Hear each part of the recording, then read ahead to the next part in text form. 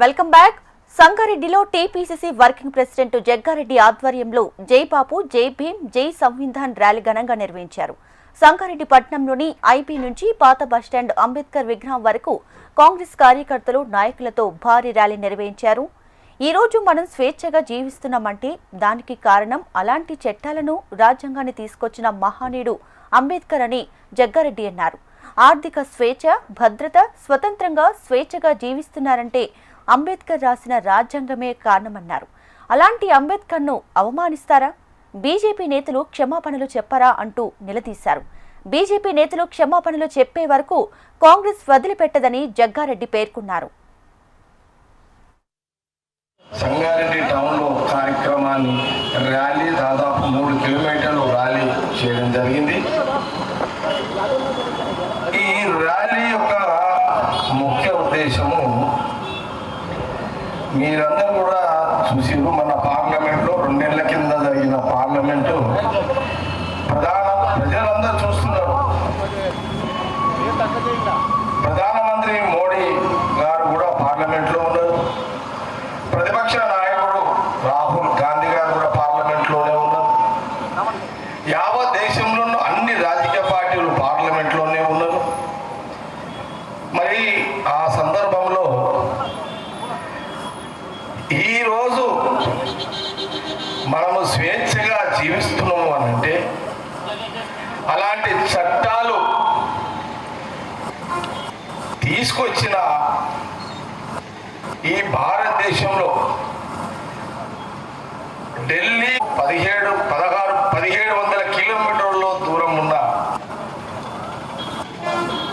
తెలంగాణ సంగారెడ్డి మారుమూల గ్రామం వరకు ఒక ప్రతి మానవుడు స్వేచ్ఛగా జీవించడము, రాత్రి కూడా సంతోషంగా పంటుండు అని అంటే ఆ రోజు ప్రధానమంత్రి ఎప్పుడో మన స్వాతంత్రం వచ్చిన కొత్తలో ప్రధానమంత్రి మహాత్మా గాంధీ గారి యొక్క నాయకత్వంలో దేశ ప్రజల సాక్షిగా మరి రాహుల్ గాంధీ తాత జవహర్లాల్ నెహ్రూ ప్రధానమంత్రిగా ప్రమాణ స్వీకారం చేసిన తర్వాత ఈ దేశంలో సర్వ మతాలు, సర్వ కులాలు ప్రజలందరూ కూడా ఒక చట్ట పరిధిలో, ఒక న్యాయ పరిధిలో ఆర్థికంగా చిన్న భిన్నమైన దేశ ప్రజలను సమానంగా జీవించే ఒక చట్టాలను తీసుకురావాలని ఆ రోజు జవహర్లాల్ నెహ్రూ గారు బిఆర్ అంబేద్కర్ గారికి బాధ్యత ఇవ్వడం జరిగింది. బిఆర్ అంబేద్కర్ గారు ఆ రోజు జవహర్లాల్ నెహ్రూ ప్రధానమంత్రి క్యాబినెట్ లో బిఆర్ అంబేద్కర్ గారు ఒక మంచి చట్టాన్ని, ఒక రాజ్యాంగాన్ని ఈ రోజు సంగారెడ్డిలో ప్రతి మానవుడు, ప్రతి మనిషి స్వతంత్రంగా స్వేచ్ఛగా జీవిస్తున్నాడు అని అంటే దానికి మూల కారకుడు ఆనాటి కాంగ్రెస్ ప్రభుత్వం బిఆర్ అంబేద్కర్ గారు సూచనల భాగం ఇదంతా జరిగింది. ఈ రోజు ఎవరినో ఒక రాశి ఒకరు గుంజుకునే అవకాశం లేదు. ఎక్కడన్నా అలాంటి పరిస్థితులు వస్తే ఆస్తి రక్షణ, ప్రాణ రక్షణ, కులం రక్షణ, మతం రక్షణ, ఈ రక్షణ కవచాలు ఎవరు తయారు చేసిరయ్యా అంటే ఆ రోజు బిఆర్ అంబేద్కర్ గారు చేశారు. బిఆర్ అంబేద్కర్ గారి యొక్క రాజ్యాంగం ప్రతి మానవుడికి ఒక కవచం. ఆ కవచమే యావత్ భారతదేశ ప్రజానీకం స్వేచ్ఛగా, ప్రశాంతంగా జీవిస్తున్నారు. ఇది చరిత్ర అంబేద్కర్ గారి. సుదీర్ఘమైన 76 ఏళ్ల ప్రయాణం అంబేద్కర్ గారి యొక్క రాజ్యాంగం ద్వారా ఈరోజు ఏ రాజకీయ పార్టీ అయినా ఓటు ద్వారా ప్రధానమంత్రులు, మంత్రులు, ఎమ్మెల్యేలు, ఎంపీలు,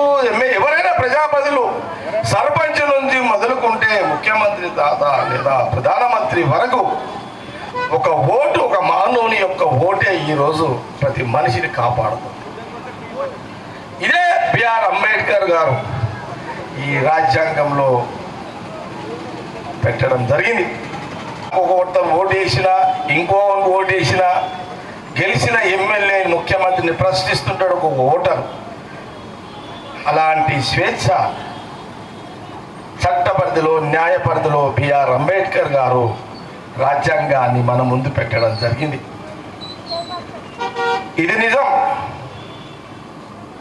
కానీ దురదృష్టం ఏంటంటే, దురదృష్టం కంటే ముందు ఇంకో మాట.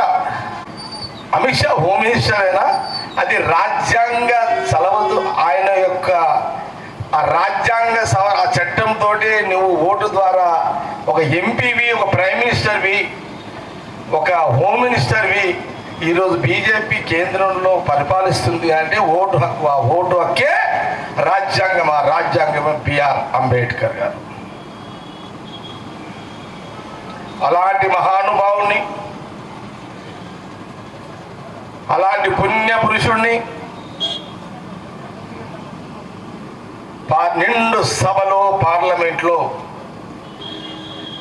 అమిత్ షా గారు కించపరిచే విధంగా బిఆర్ అంబేద్కర్ గారు నుంచి పదాలు మాట్లాడడం జరిగింది.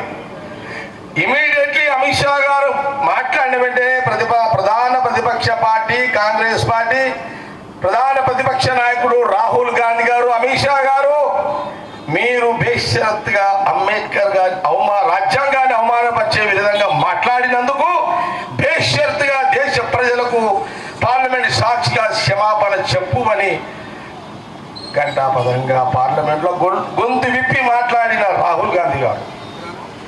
కానీ అమిత్ షా గారు, ప్రధానమంత్రి గారు ఎక్కడ కూడా ఆ మాటకు స్పందించలే. ఇప్పటికీ స్పందించలే బీజేపీ నాయకులు. బీజేపీ ఆల్ ఇండియా ప్రెసిడెంట్ కానీ, ప్రధానమంత్రి మోడీ గారు కానీ చక్రాలు దింపుతున్నా అని చెప్పుకునే అమిత్ షా గారిని ఇప్పటి వరకు కూడా అంబేద్కర్ రాజ్యాంగాన్ని కించపరిచిన తర్వాత క్షమాపణ చెప్పలేడు. బేషరతుగా క్షమాపణ చెప్పాలని ఆల్ ఇండియా కాంగ్రెస్ పార్టీ దేశం మొత్తంలో, తెలంగాణలో, సంగారెడ్డిలో ఈరోజు 5 రోజుల కార్యక్రమం. దాదాపు సంగారెడ్డి నియోజకవర్గంలో 4 మండలాలు, 2 మున్సిపాలిటీలు, 200 గ్రామాలు, వార్డులు కలుపుకొని కాంగ్రెస్ పార్టీ నాయకులు, కార్యకర్తలు అంబేద్కర్ గారి యొక్క చిత్రపటాన్ని, జై బాపు, జై భీమ్, జై సంవిధాన్, మహాత్మా గాంధీ గారి యొక్క చిత్రపటాన్ని, జవహర్లాల్ ప్రధానమంత్రి చిత్రపటాన్ని, అంబేద్కర్ గారికి క్షమాపణ చెప్పాలని ఒక చిత్రపటాన్ని, రాహుల్ గాంధీ గారి యొక్క నాయకత్వంలో మేమందరం కూడా ఈరోజు నిరసన కార్యక్రమాన్ని క్షమాపణ చెప్పాలని ఇక్కడ చేయడం జరిగింది.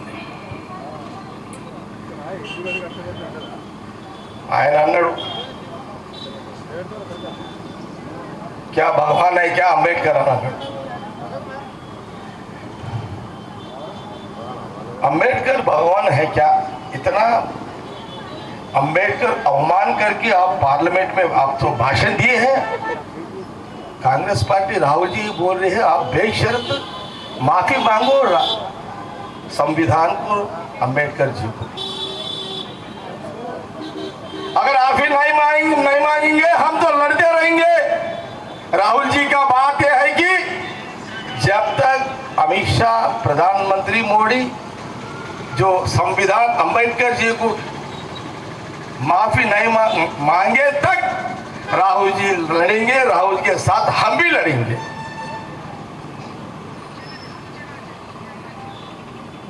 आज दिन में, रात में हम सब आराम से जिंदगी गुजार रहे हैं बोले तो सिर्फ अंबेडकर जी का नाम से ही चल रहा है. ये संगारेड्डी कॉन्स्टिट्यूंसी में जो 4 मंडल 2 म्यूनसिपलिटिया में party youth Congress party, youth Congress, NSSO मिलके पार्टी वर्कर्स लीडर्स सब मिलके हर एक गांव जाना, पब्लिक को समझाना. मैं सर अमित शाह डॉक्टर अम्बर जी को अपमान किए हैं, अवमान किए हैं, उनको माफ़ी करना, माफ़ी करे तो हम लड़ते रहते हैं। आप भी हमारा साथ दो, यही कांग्रेस पार्टी का एजेंडा है। मगर हम कांग्रेस पार्टी ये बोलना चाह रहे कि आपको शर्म नहीं आ रहा बीजेपी लीडरों को? आज तो आप पार्लियामेंट इतना सुकून से बैठे हुए, वजह कौन है? वो वजह है डॉक्टर B.R. अम्बेडकर। वो भूल गए क्या?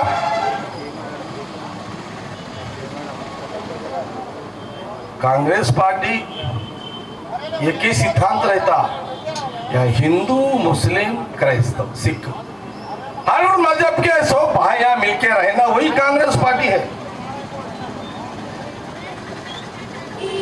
ये जमीन पे, ये देश की जमीन पे, ये भारत माता की जमीन पे जो भी है, कोई भी मजहब वाले रहे तो सब भारतीय है। इसलिए राहुल जी, सोनिया जी, खड़गे जी अमित शाह को माफी मांगे तक लड़ते रहेंगे पार्लियामेंट में। राहुल गांधी, खड़गे जी, प्रियंका जी, सोनिया जी, जब तक हमको जो जिम्मेदारी है वो हम जब तक हम तो बीजेपी को हम प्रोटेस्ट करते रहेंगे। हम तो उन्हें अमित शाह बोले हैं क्या अम्बेडकर जी भगवान है क्या बोल के बात किया। यस, उन्हें भी एक भगवान है। भगवान के बाद और एक भगवान है राम जी, राम, अल्लाह, यीशु प्रभु के बाद में ये भी भगवान है। वो लोगों के बाद कई लोग भगवान है। महात्मा गांधी भी भगवान है, जवाहरलाल नेहरू भी भगवान है, डॉक्टर B.R. अम्बेडकर भी भगवान है। ये जनता खुद गांव में जाओ, बीजेपी लोगों ये सुनो जाके एक बार, आपको नहीं दिख रहा क्या? ये नहीं दिखता, कहीं को बोलता पार्लियामेंट में सुकून आराम से बैठे ना। जो भी आज का राहुल जी लड़ रहे हैं, B.R. अम्बेडकर संविधान बचाने में जो भी लड़ रहे हैं, उनके साथ संगारेड्डी कांग्रेस पार्टी वर्कर राहुल जी के साथ हम भी लड़ते रहेंगे जब तक अमित शाह माफी मांगे तक। शुक्रिया। ప్రజలు ఇచ్చిర్రు। సీఎం రేవంత్ రెడ్డి గారు 16 నెలలైంది ముఖ్యమంత్రిగా అయ్యి, త్వరలోనే సంగారెడ్డికి ముఖ్యమంత్రి రేవంత్ రెడ్డి గారితో మాట్లాడి ఈ 16 నెలల్లో సంగారెడ్డి నియోజకవర్గంతో పాటు తెలంగాణ ప్రజలకు కాంగ్రెస్ గవర్నమెంట్, సోనియా గాంధీ, రాహుల్ గాంధీ, ప్రియాంక గాంధీ, ఖార్గే గారి యొక్క నాయకత్వంలో రేవంత్ రెడ్డి గారు చేసిన అభివృద్ధి కార్యక్రమాలన్నీ కూడా, కొన్ని శంకుస్థాపనలు కూడా కొన్ని నెలల్లోనే వారి నోటి ద్వారానే సంగారెడ్డి నియోజక ప్రజలు ఏమొచ్చినాయో చెప్పే విధంగా ఒక కార్యక్రమాన్ని వారిని అడిగి తీసుకోవడం జరుగుతుంది। సంగారెడ్డి నియోజకవర్గం ప్రజల కోసము అభివృద్ధికి ఏదైతే కోరుకుంటున్నారో 2 మున్సిపాలిటీలు, 4 మండలాలలో అవన్నీ కూడా సీఎం రేవంత్ రెడ్డి గారితో మాట్లాడి వారి టైం తీసుకొని సంగారెడ్డి తీసుకొచ్చి ఒక సభ పెట్టి కార్యక్రమాలు చేపించే కార్యక్రమాన్ని కూడా చేయడం జరుగుతుంది। మళ్ళీ కాంగ్రెస్ గవర్నమెంట్ ఏం చేసింది, ఏం చేయబోతుంది, ఏం చేస్తాం అనేదే సీఎం రేవంత్ రెడ్డి గారు రాకముందు మళ్ళీ నేను ఒక మీటింగ్ పెట్టి ఈరోజు ముఖ్యమంత్రి రేవంత్ రెడ్డి గారి యొక్క నాయకత్వంలో మన జిల్లా మినిస్టర్ దామోదర్ రాజనరసింహ గారు, మీరు ఒకటి గమనించాలి, హెల్త్ మినిస్టర్ దామోదర్ రాజనరసింహ గారు కాగానే మన గవర్నమెంట్ కాలేజీలో ఒక 30 దాదాపు ఒక 70 మందిని ఉద్యోగాలకు పెట్టించినాం। ఇంకా దామోదర్ హెల్త్ మినిస్టర్ గారిని అడుగుతున్నా, ఇంకా శాంక్షన్ తెస్తున్నాం.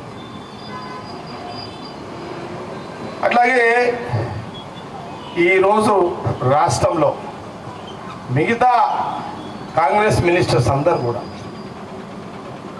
డిప్యూటీ సీఎం బట్టి విక్రమార్క గారు కానివ్వండి, ఉత్తమ్ కుమార్ రెడ్డి గారు ఇరిగేషన్ మరియు సివిల్ సప్లై కానివ్వండి,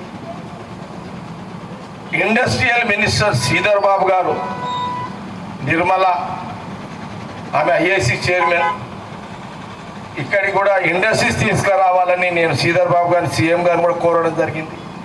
ఇండస్ట్రీస్ సంగారెడ్డికి వస్తే చాలా చాలా అన్నీ నేను తర్వాత చెప్తాను, అన్నీ చెప్పేస్తాను నేను, మళ్ళీ తర్వాత చెప్తాను.